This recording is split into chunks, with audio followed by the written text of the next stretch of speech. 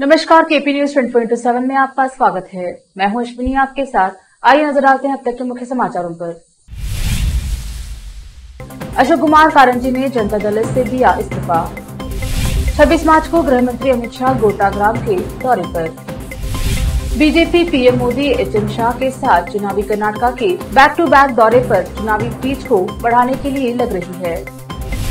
राहुल गांधी की सजा, खड़गे का कहना है कि कांग्रेस अपील करेगी। दिल्ली एनसीआर के बाद आज मणिपुर में महसूस हुए भूकंप के झटके, रिक्टर पैमाने पर मापी गई तीव्रता। राहुल गांधी गाली देंगे तो कानून अपना काम करेगा, क्या कांग्रेस अपने नेता के लिए ये आजादी चाहती है, बीजेपी का कहना।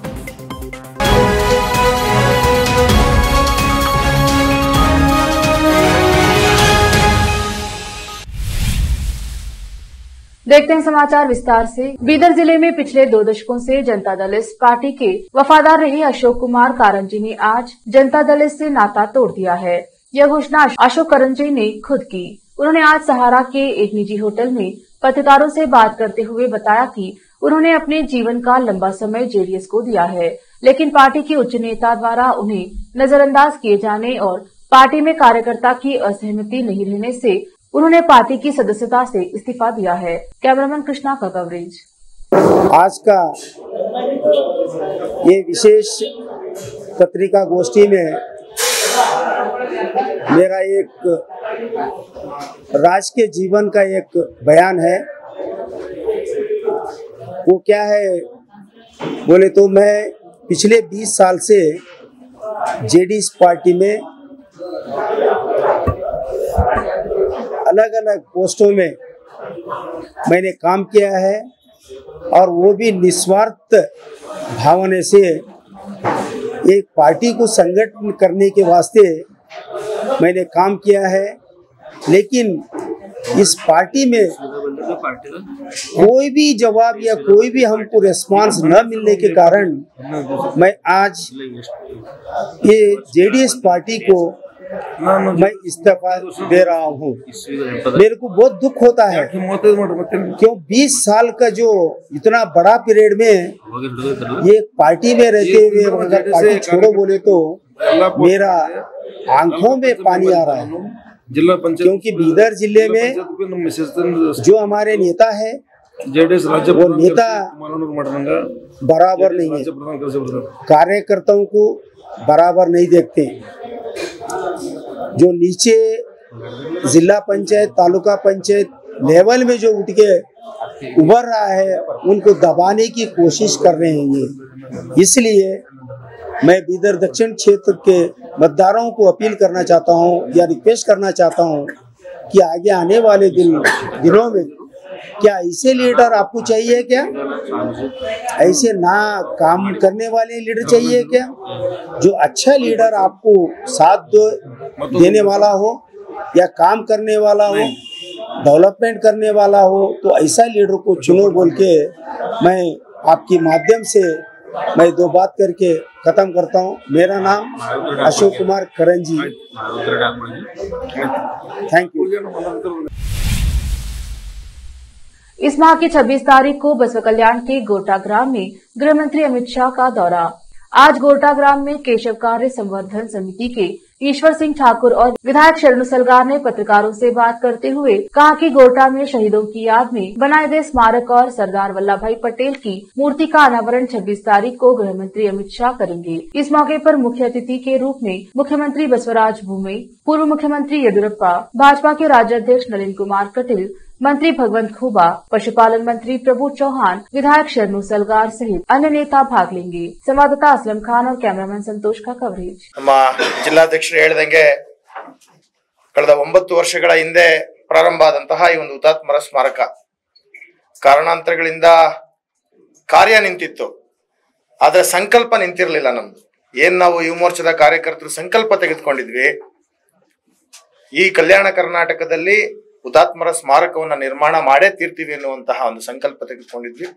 ಅದು ಇನ್ನೇನು ಕ್ಷಣವೇ ಗಂಟೆಗಳಲ್ಲಿ ಅದನ್ನ ಪೂರ್ಣಗೊಳಿಸುವಂತಹ ಒಂದು ಅವಕಾಶ ಈಗ ನಮಗೆ ಒದಗಿ ಬಂದಿದೆ।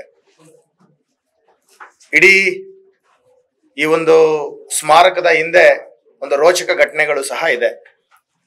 2014ರಲ್ಲಿ ಸೆಪ್ಟೆಂಬರ್ 17ನೇ ತಾರೀಕು ಇಲ್ಲಿ ಭೂಮಿ ಪೂಜೆ ಮಾಡಿದಂತ ಸಂದರ್ಭದಲ್ಲಿ ಇಡೀ ರಾಜ್ಯದ ಪುಣ್ಯಕ್ಷೇತ್ರಗಳಿಂದ ಅಂದ್ರೆ ಸ್ವತಂತ್ರ ಹೋರಾಟಗಾರರು, ದೇಶಕ್ಕೋಸ್ಕರ ಮಡಿದಂತಹ ವೀರ ಯೋಧರು, ಈ ರೀತಿಯಾಗಿ ಪುಣ್ಯ ಪುರುಷರ ವಾಸ ಇದ್ದಂತ ಸ್ಥಳಗಳಿಂದ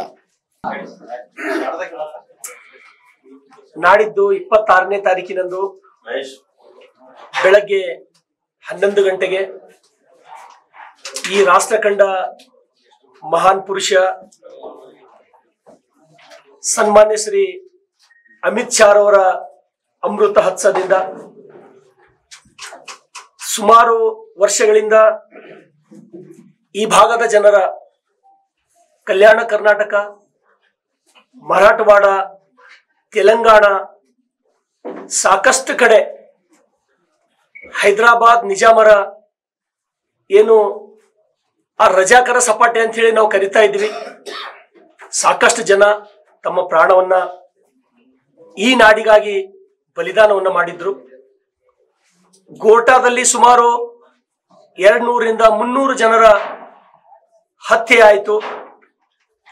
ಬರೀ ಗೋಟಾದಲ್ಲಿ ಅಷ್ಟೇ ಅಲ್ಲ, ಕಲ್ಯಾಣ ಕರ್ನಾಟಕ, ಮರಾಠವಾಡದಲ್ಲಿ ತಮ್ಮೆಲ್ಲರಿಗೂ ಗೊತ್ತಿರಲಿ, ನನ್ನೂರಿನೊಳಗೂ ವಿ.ಕೆ. ಸಲಗರದೊಳಗೂ ಕೂಡ ಆ ಸಮಯದಲ್ಲಿ ಪ್ರಾಣ ಕಳ್ಕೊಂಡವರಿದ್ದಾರೆ.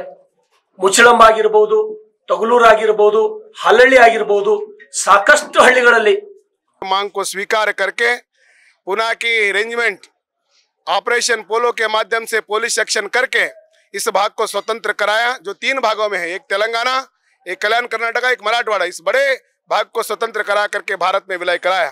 उन हुतात्माओं को श्रद्धांजलि देने के लिए तत्कालीन युवा मोर्चा यहाँ पर उन हुतात्माओं के लिए स्मारक, जिन्होंने आज़ादी दिलाई, सरदार पटेल जी, उनका स्मारक, और साथ में 2x2 के ध्वज को उड़ाने के लिए रजाकारों ने नहीं दिया, उस जगह के ऊपर 103 फीट का ध्वज स्तंभ लगा करके कम से कम 30x40 का बड़ा त्रिवर्ण ध्वज उड़ाने का कार्यक्रम हो रहा है। और आज के गृह मंत्री, आज के लौह पुरुष माननीय अमित शाह जी 26 तारीख को सवेरे आकर के, एक तो लक्ष्मी, जहां पर लक्ष्मी माता का मंदिर है, जहां पर शहीद हुए थे, उस मंदिर का दर्शन करेंगे। बाद में डूबने परिवार के घर को भी देखेंगे और हुतात्मा स्मारक का भी उद्घाटन करेंगे। और यहाँ पर बहुत बड़ी केशव संवर्धन समिति के माध्यम से जो कार्यक्रम हो रहा है, तो कार्यक्रम यहाँ पर लाखों की तादाद में लोग आएंगे, उस जनसभा को संबोधित करेंगे। प्रधानमंत्री नरेंद्र मोदी और केंद्रीय गृह मंत्री अमित शाह की चुनावों के लिए कर्नाटक की एक के बाद एक यात्राओं से राज्य में चुनावी बुखार चढ़ना तय है, क्योंकि भाजपा अपने अभियान को नए सिरे से गति देने के लिए 2 वरिष्ठ नेताओं पर निर्भर है। यहां पहुंचे शाह शुक्रवार को कर्नाटक भाजपा के कद्दावर नेता और पूर्व मुख्यमंत्री बी.एस. येदियुरप्पा के साथ उनके आवास पर नाश्ते पर मुलाकात की। साथ ही शुक्रवार को केंद्रीय मंत्री नारकोटिक्स की तस्करी और राष्ट्रीय सुरक्षा पर दक्षिणी राज्यों और केंद्र शासित प्रदेशों के साथ क्षेत्रीय सम्मेलन में भाग लेंगे। शाह, जिनके पास सहकारिता विभाग भी है, बेंगलुरु के बाहरी इलाके में स्थित कोमघट्टा गांव का दौरा करेंगे, जहां वह सहकार समृद्धि सौध की आधारशिला रखेंगे और सहकारिता मंत्रालय के विभिन्न विकास कार्यों का उद्घाटन करेंगे। कर्नाटक में कांग्रेस नेताओं ने गुजरात की एक अदालत में राहुल गांधी की सजा की निंदा करते हुए कहा कि यह जनता का ध्यान हटाने का प्रयास था। अदालत ने गुरुवार 23 मार्च को कांग्रेस नेता राहुल गांधी को 2019 में पीएम मोदी के खिलाफ दिए गए उनके बयान से संबंधित एक आपराधिक और दीवानी मानहानि मामले में दोषी पाया। उन्हें धारा 499 मानहानि और 500 आपराधिक मानहानि के तहत दोषी ठहराया गया था। भारतीय दंड संहिता आईपीसी के तहत, जिसके लिए अधिकतम संभावित सजा 2 साल कारावास है, उन्हें जमानत दे दी गई थी और उन्हें उच्च न्यायालय में अपील करने की अनुमति देने के लिए 30 दिनों के लिए सजा को निलंबित कर दिया गया था। कर्नाटक कांग्रेस के अध्यक्ष डी.के. शिव कुमार ने कहा कि राहुल के खिलाफ मानहानि के मुकदमे का इस्तेमाल महत्वपूर्ण मामलों से ध्यान भटकाने के लिए किया गया। भाजपा सरकार केवल महत्वपूर्ण राष्ट्रीय मामलों से ध्यान हटाने के लिए ही श्री राहुल गांधी के खिलाफ इस मानहानि के मामले का उपयोग कर रही है, लेकिन कांग्रेस पार्टी हमारे लोगों और हमारे देश के लिए सवाल पूछती रहेगी और इस तरह की रणनीति हमें नहीं रोक सकती है। लेते हैं छोटा सा ब्रेक, जल्द लौटेंगे ब्रेक के बाद।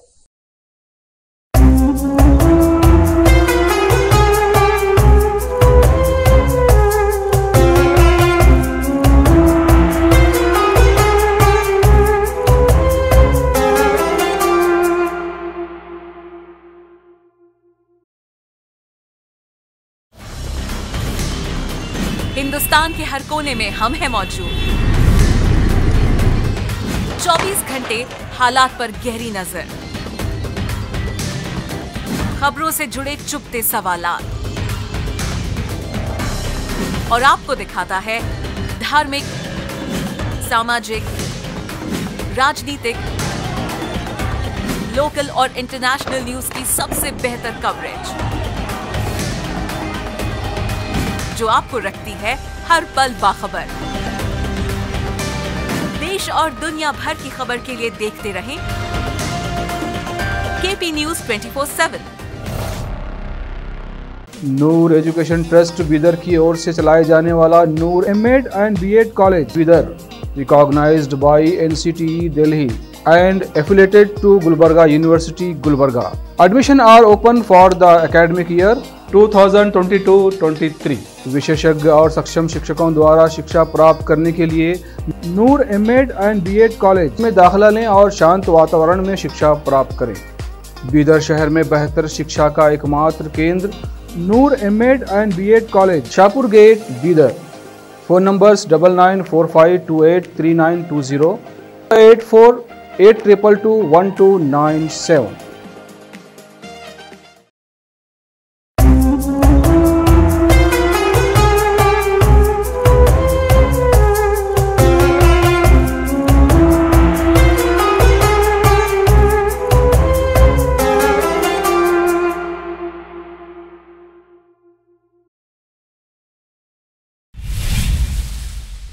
ब्रेक के बाद स्वागत है आपका। देखते हैं देश और विदेश के समाचार। मणिपुर में आज भूकंप के झटके महसूस किए गए हैं। रिक्टर पैमाने पर 3.8 रही तीव्रता। राष्ट्रीय भूकंप विज्ञान केंद्र ने ये जानकारी दी है। ये भूकंप आज शाम 6:51 पर आया। खबर लिखे जाने तक किसी तरह के जानमाल के नुकसान की बात सामने नहीं आई है। बता दें कि इससे पहले दिल्ली एनसीआर समेत देश भर के कई राज्यों में भूकंप के झटके महसूस किए गए। इस भूकंप का केंद्र अफगानिस्तान था और रिक्टर पैमाने पर इसकी तीव्रता 6.6 मापी गई। इस भूकंप के झटके दिल्ली, एनसीआर, यूपी, उत्तराखंड और जम्मू कश्मीर समेत कई हिस्सों में महसूस किए गए। हर साल दुनिया भर में करीब 20,000 भूकंप आते हैं, लेकिन उनकी तीव्रता इतनी ज्यादा नहीं होती कि लोगों को भारी नुकसान हो। नेशनल अर्थक्वेक इंफॉर्मेशन सेंटर इन भूकंप को रिकॉर्ड करता है। जानकारी के मुताबिक 20,000 में से केवल 100 भूकंप ऐसे होते हैं जिनसे नुकसान होता है। अब तक के इतिहास में सबसे ज्यादा देर तक रहने वाला भूकंप हिंद महासागर में 2004 में आया था। ये भूकंप 10 मिनट तक महसूस किया गया था। भारतीय जनता पार्टी ने बृहस्पतिवार को कहा कि अगर राहुल गांधी लोगों को गाली देते हैं तो कानून अपना काम करेगा। पार्टी ने मानहानि के एक मामले में पूर्व कांग्रेस अध्यक्ष को दोषी ठहराए जाने पर प्रमुख विपक्षी दल की ओर से की गई आलोचना पर पलटवार करते हुए यह सवाल भी किया कि क्या कांग्रेस अपने नेता के लिए पूरी आजादी चाहती है ताकि वह दूसरों को गाली देते रहे। भाजपा नेता और पूर्व कानून मंत्री रविशंकर प्रसाद ने अदालत के आदेश पर सवाल उठाने के लिए कांग्रेस अध्यक्ष मल्लिकार्जुन खड़गे पर निशाना साधा, जिसमें उन्होंने कहा था कि मामले की सुनवाई कर रहे कई न्यायाधीशों को बदल दिया गया। भाजपा नेता ने कहा कि इस तरह की टिप्पणियां करना दिखाता है कि पार्टी न्यायपालिका में विश्वास नहीं करती है। इसके साथ ही उन्होंने पूछा क्या वह न्यायपालिका को भी अपनी जेब में रखना चाहती है। वारिस पंजाब डे के प्रमुख और खालिस्तीन समर्थक अमृतपाल सिंह को पकड़ने के लिए पुलिस पूरी कोशिश कर रही है, लेकिन अभी तक वो पुलिस के हत्थे नहीं चढ़ा है। इस बीच अमृतपाल की आखिरी लोकेशन मिल गई है और इस बात का खुलासा आईजीपी सुखचैन सिंह गिल ने किया है। आईजीपी सुखचैन सिंह गिल ने बताया, पुलिस अमृतपाल सिंह की खोज कर रही है। हमें पता चला है कि इसका आखिरी स्थान हरियाणा में है। हमने बलजीत कौर नाम की महिला को हिरासत में लिया है। अमृतपाल कुरुक्षेत्र में इस महिला के घर में रुका था और यह लोग पिछले 2.5 साल से संपर्क में थे। गिल ने बताया, हम केंद्र की सारी एजेंसियों के साथ संपर्क में हैं। जितनी भी गतिविधियां और परिस्थितियां हैं उससे यही साबित हो रहा है कि वह राष्ट्र विरोधी गतिविधियों में शामिल रहा है। हमारे पास जितने साक्ष्य आए हैं उससे साबित होता है कि उसका संपर्क सीमा पार लोगों से था। तेलंगाना पार्टी वाईएसआरटीपी की अध्यक्ष वाईएस शर्मिला ने गुरुवार को आरोप लगाया कि राज्य के मुख्यमंत्री के चंद्रशेखर राव ने राज्य में बेरोजगार युवाओं के सपनों और करियर को कुचल दिया है। शर्मिला ने कहा कि तेलंगाना राज्य लोक सेवा आयोग TSPSC परीक्षा में पेपर लीक होने का मामला तो छोटा सा नमूना है। उन्होंने आरोप लगाया कि अक्षम और निरंकुश सरकार अपने दूसरे कार्यालय के दौरान एक भी नौकरी सृजित करने में विफल रही, जबकि उसने अपने पहले कार्यकाल में महज 65,000 नौकरियां सृजित करने का दावा किया था। मुख्यमंत्री ने अधिसूचना के माध्यम से 80,000 रिक्तियों को भरने का वादा किया था और यह पिछले साल 9 मार्च को विधानसभा के पटल पर था। 1 साल बीत चुका है, लेकिन अधिसूचना 26,000 नौकरियों तक सीमित है। पेपर लीक मामले के बाद इनकी किस्मत भी अधर में लटक गई है। संक्षेप में 10 लाख से अधिक उम्मीदवारों की पीठ में छुरा घोंपा गया है और अब रिक्त पदों को भरना संभव है। चुनाव अधिसूचना अब से सिर्फ 6 महीने में लागू होने वाली है। कुल मिलाकर मुख्यमंत्री ने तेलंगाना में 50 लाख से अधिक नौकरी चाहने वालों की उम्मीदों और करियर को नष्ट कर दिया है। 2015 में उन्होंने 1 लाख नौकरियां पैदा करने का वादा किया था, लेकिन 4 साल बाद यह आंकड़ा सिर्फ 65,000 रह गया। नए जिलों के निर्माण के बाद कार्यालय की आवश्यकता 3 लाख आकी गई थी, लेकिन कॉस्मेटिक उपचार के अलावा कुछ भी सकारात्मक दिशा में आगे नहीं बढ़ा है। जहां प्रशासनिक भवनों का निर्माण किया गया और बड़ी धूमधाम से उनका उद्घाटन किया गया। श्रीनगर की अदालत ने गुरुवार को किरण भाई पटेल की जमानत अर्जी खारिज कर दी, जिसने 2 मार्च को पुलिस द्वारा गिरफ्तारी से पहले खुद को प्रधानमंत्री कार्यालय पीएमओ के एक वरिष्ठ अधिकारी के रूप में पेश किया था। श्रीनगर के मुख्य न्यायिक दंडाधिकारी रजा मोहम्मद तस्लीम ने गुरुवार को अपने आदेश में कहा कि जमानत अर्जी बेबुनियाद है। उन्होंने कहा, मेरी सुविचारित राय है कि सरकारी वकील द्वारा दी गई दलीलें उचित और आकर्षक हैं, बहुत वजन रखती हैं, लेकिन मैं आवेदक पटेल के वकील द्वारा पेश की गई दलील से असहमत हूँ, क्योंकि यदि इस स्तर पर आरोपी के पक्ष में जमानत के विवेक का प्रयोग किया जाता है तो यह निश्चित रूप से जांच के ताने बाने को नष्ट कर देगा। नतीजतन मेरी राय में तत्काल आवेदन किसी भी योग्यता से रहित है, इसलिए इसे खारिज कर दिया गया है। बता दें कि किरण भाई पटेल को 4 मार्च को श्रीनगर के एक 5 सितारा होटल से गिरफ्तार किया गया था। गिरफ्त में आने से पहले वह पीएमओ में अतिरिक्त निदेशक होने का दावा कर रहे थे। किरण भाई पटेल फिलहाल न्यायिक हिरासत में हैं। पाकिस्तान की कंगाली की हालत किसी से छिपी नहीं है। ऐसी कंगाली की हालत में उसके करीबी दोस्त और बड़े मुस्लिम देश सऊदी अरब ने भी उसे ठेंगा दिखा दिया है। वहीं दूसरी ओर सऊदी अरब की राजधानी रियाद में भारत गल्फ कॉपरेशन काउंसिल की बैठक में भारत की दिल खोलकर आगवानी की है। दरअसल पाकिस्तान ने हाल के समय में कई बार मुस्लिम दोस्त सऊदी अरब से कर्ज की भीख मांगी है, लेकिन सऊदी अरब ने उसे भाव नहीं दिया। सऊदी अरब की राजधानी रियाद में भारत गल्फ कॉपरेशन काउंसिल की बैठक हुई। इसमें पाकिस्तान के दोस्त सऊदी अरब ने भारत की दिल खोलकर अगवानी की। इससे साफ जाहिर होता है कि एशिया में पाकिस्तान की क्या हैसियत रह गई है और भारत का रुतबा कितना बड़ा है। बताया जा रहा है कि इस बैठक के बाद अब मुक्त व्यापार समझौते का जल्द ही रास्ता साफ हो सकता है। रियाद में हुई बैठक में अरब और भारत के बीच कारोबार पर हुई चर्चा। भारत और खाड़ी देशों के बीच रियाद में हुई बैठक में व्यापार और निवेश की दिशा में हुई प्रगति पर खुशी जताई गई। इस बैठक में भारत और खाड़ी देशों के बीच मुक्त व्यापार समझौते को जल्दी अंतिम रूप देने पर सहमति बनी। भारत ने इस दौरान ऊर्जा, खाद्यान्न सुरक्षा, स्वास्थ्य, आईटी सेक्टर और आतंकवाद निरोधक क्षेत्र में सहयोग को बढ़ाने का आह्वान किया। दोनों पक्षों ने खास क्षेत्रों में काम करने के लिए संयुक्त वर्किंग ग्रुप बनाने पर सहमति जताई। जीसीसी के अंतर्गत खाड़ी के 6 प्रमुख देश बहरीन, कुवैत, ओमान, कतर, सऊदी अरब और संयुक्त अरब अमीरात आते हैं। एक नजर फिल्मों के समाचारों पर। जल्द रिलीज होगी समंता और विजय देवरकोंडा की खुशी, एक्ट्रेस ने शेयर किया पोस्टर। अब समाचार खेल जगत के। वनडे वर्ल्ड कप से पहले टीम इंडिया को मिली चेतावनी, कहा मत भूले। आखिर में समाचार बाजार के। विश्व बैंक के अध्यक्ष पद के लिए नामित अजय बंगा आज भारत में प्रधानमंत्री मोदी से करेंगे मुलाकात। फिर से एक नजर आज की सुर्खियों पर। अशोक कुमार कारंजी ने जनता दल से दिया इस्तीफा। 26 मार्च को गृह मंत्री अमित शाह गोटाग्राम के दौरे पर। बीजेपी पीएम मोदी एचएन शाह के साथ चुनावी कर्नाटका के बैक टू बैक दौरे पर चुनावी पिच को बढ़ाने के लिए लग रही है। राहुल गांधी की सजा, खड़गे का कहना है कि कांग्रेस अपील करेगी। दिल्ली एनसीआर के बाद आज मणिपुर में महसूस हुए भूकंप के झटके, रिक्टर पैमाने पर मापी गई तीव्रता। राहुल गांधी गाली देंगे तो कानून अपना काम करेगा, क्या कांग्रेस अपने नेता के लिए ये आजादी चाहती है, बीजेपी का कहना।